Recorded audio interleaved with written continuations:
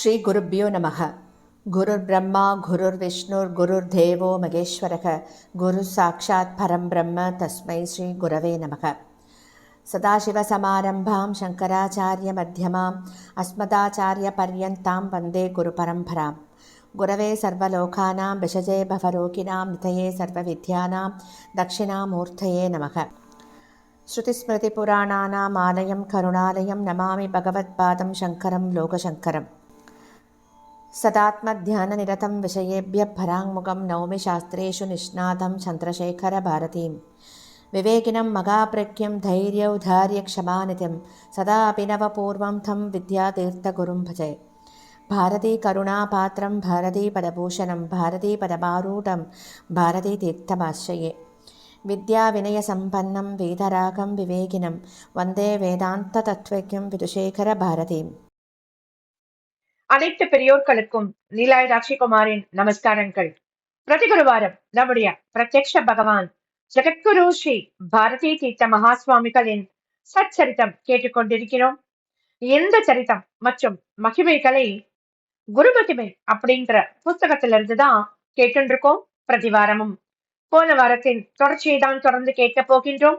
38வது வாரமாக இந்த வாரம் நாம யாருடைய அனுபவத்தை கேட்க போறோம் அப்படின்னா, ஆனந்தன் அப்படிங்கிறவர் சொல்றார். அவர் சேலத்துல இருக்கிறவர். அவர் தன்னோட அனுபவங்களை நம்ம கிட்ட சொல்ல போறார். அவர் சொல்றார், அவருடைய தங்கை ஸ்ரீமதி ஆண்டாள் அவருடைய பேரு. கல்யாணம் ஆயிடுத்து, 4 வருஷம் ஆயிடுத்து, குழந்தை பாக்கியம் இல்லை.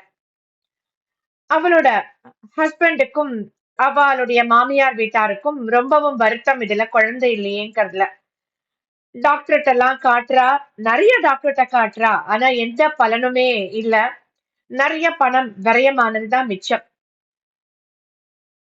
அவரும் என்ன பண்ணுவாருன்னா, ஒவ்வொரு மாசம் மிருகசீரிஷ விழாவிலும் தவறாம கலந்துப்பார். கலந்துட்டு என்னோட தங்கைக்கு குழந்தை உண்டாகணும் அப்படின்னு மனசார வேண்டிப்பார். 2009 வருஷத்துல சாதுர்மாசி சமயத்துல அவர் ஸ்ரீகேரிக்கு தரிசனம் பண்றதுக்கு வரார். அவர் சொல்றார், நான் ஆச்சாரியால நமஸ்காரம் பண்ணிட்டோ, என்னோட தங்கைக்கு விரைவில் குழந்தை பிறக்கணும் அப்படின்னு பிரார்த்தனை பண்ணிக்கிறார், விண்ணப்பிக்கிறார். அந்த மாதிரி சுவாமியும் என்ன சொல்றாருன்னா, நல்லபடியா நடக்கும்டா அப்படின்னு அபயக்கரம் காட்டி ஆசீர்வாதம் கொடுத்துட்டோ பிரசாதமா ஒரு பழத்தையும் கொடுக்கிறார்.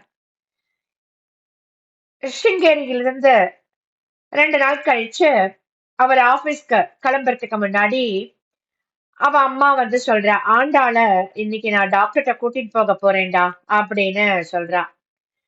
உடனே இவர் சொல்றார், அம்மா ஆச்சாரியாள் சொன்னபடி நல்லபடியா நடக்கும்மா, அவர் நல்லபடியா நடக்கும்டான்னு ஆசீர்வாதம் பண்றார்.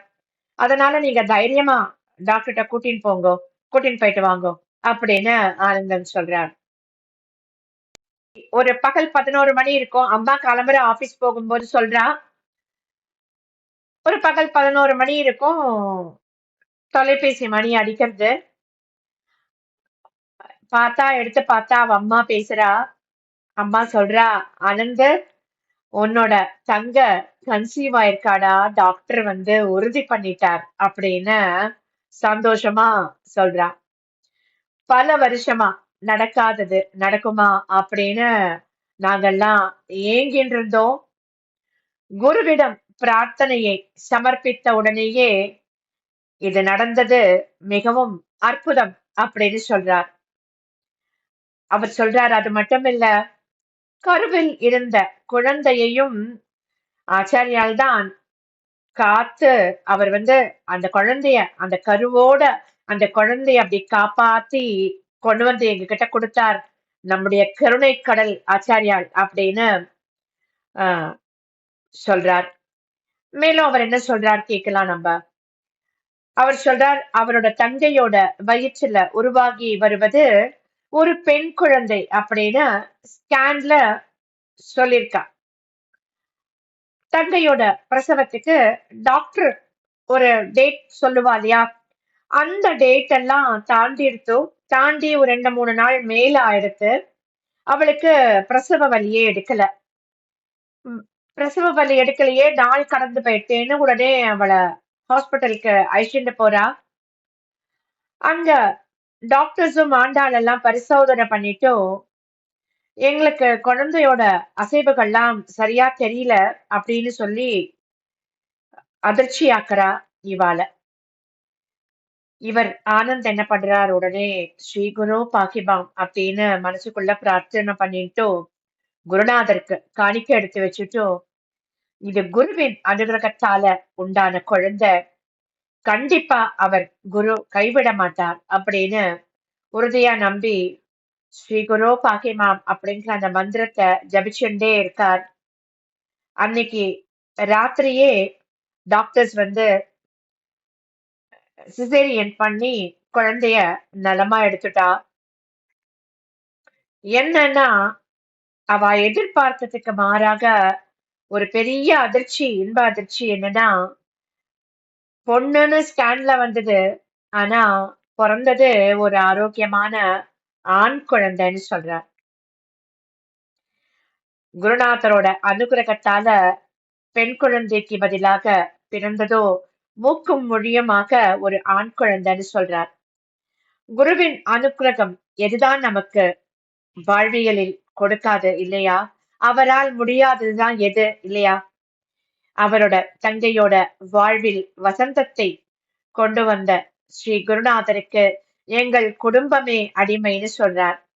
ஸ்ரீ குரு பாக்கிமாம் எப்போதும் எல்லோருடைய மனசிலும் வாக்கிலும் இயங்கி நம்மள வழி நடத்தணும். அந்த அந்த அவருடைய அந்த என்ன சொல்றது, ஸ்ரீ குரு பாக்கிமாம் அப்படிங்கிற அந்த மந்திரம்னு சொல்லணும்.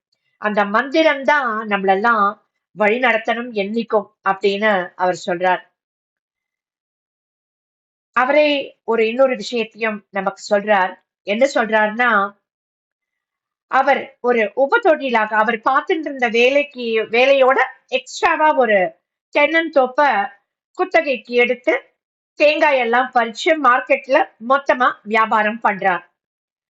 ஒரு 1.5 வருடங்களுக்கு முன்னாடி தேங்காய் பறிக்க மரமேற வந்த ஒரு ஆளுக்கு அவர் என்ன பண்றார், தேங்காய் பறிச்சுட்டு மரத்துல இருந்து கீழே இறங்கியதும் மயக்கமா வந்து பிராணனே போயிடுத்து அவருக்கு. இவருக்கு என்ன பண்றதுன்னே தெரியல. ஏன்னா இது ஒரு பெரிய விஷயம் இல்லையா? ஏன்னா இவராலதான் ஏதோ ஆயிடுத்து, மரம் ஏறினால்தான் ஏதோ ஆயிடுத்து அப்படின்ற மாதிரிலாம் அவருடைய சொந்தக்காரா சொல்லிடுவா இல்லையா? அவ அப்படியேதான் அந்த மாதிரிதான் கலாட்டா பண்றா அவள்லாம். அப்படிலாம் கலாட்டா பண்ணிடுவாளோன்னு பயமாயிடுத்து இவருக்கு.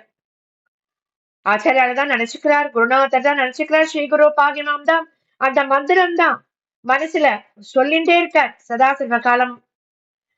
கடைசியா ஊர் தலைவர்கள்லாம் கூடி சேர்ந்து அவருடைய குடும்பத்தார்கிட்ட, அந்த இறந்து போனார் இல்லையா, அவருடைய குடும்பத்தார்கிட்ட பேசி சமாதானம் பண்ணி முடிச்சு வைக்கிறா. மனசு போனவருக்காக வருத்தப்படுறது. ஆனாலும் எந்தவித சிக்கலும் இல்லாம இந்த வியாஜ்யம் விவகாரம்லாம் நல்லபடியா ஆச்சாரியால் தான் முடிச்சு வச்சார், எங்க சுவாமி தான் முடிச்சு வச்சார் அப்படின்னு ஆனந்தன் சொல்றார். எப்பேற்பட்ட அருளை ஆனந்தனுக்கு கொடுத்திருக்கார் பகவான் இல்லையா? இதே அருளத்தான் சொல்லிட்டு இருக்கிற எனக்கும் நம்முடைய குருநாதர் கொடுத்தாருன்னு அதை நான் ஏதான ஒரு சந்தர்ப்பத்துல சொல்லணும் அப்படின்னு நினைக்கிறேன். மகா சன்னிதானம் சன்னிதானம் ரெண்டு பேருமே ஒண்ணுதான். இவர் வேற அவர் வேற கிடையாது நமக்கு. இவர்தான் அவர், அவர்தான் இவர். ரெண்டு பேருமே நமக்கு சாரதாம்பாளோட மறுபதிப்பு நமக்கு இல்லையா? அவரும் சாரதாம்பாளும் வேற கிடையாது. நம்முடைய குருநாதரும் சாரதாம்பாளும் வேற கிடையாது. அப்படித்தான் நம்ம எல்லாருமே இதுவரைக்கும் நம்ம என்னைக்கும் அப்படிதான் நினைப்போம். இன்னைக்கும் அப்படிதான் நினைக்கிறோம். என்னைக்கும் நம்ம அப்படிதான் நினைச்சுட்டு இருப்போம் இல்லையா? எங்களோட வாழ்க்கையிலும் இதே போலத்தான் ஆச்சாரியால் 10 வருஷம் கழிச்சு என்னோட பையனுக்கு அவர் அவருடைய அருளை, கருணைய வாரி வழங்கினார் அப்படின்னா அதுக்கு வந்து வார்த்தைகளே இல்ல. அத மற்றொரு சந்தர்ப்பத்துல உங்களுக்கு நான் சொல்றேன். இதே மாதிரி பல அனுபவங்கள் ஏன் இந்த அனுபவத்தை, என்னுடைய அனுபவத்தை நான் அடுத்த வாரம் உங்களோட நான் பகிர்ந்துக்கிறேன். சத்குரு பாக்கி. ஸ்ரீ சத்குருநாதா சரணம்.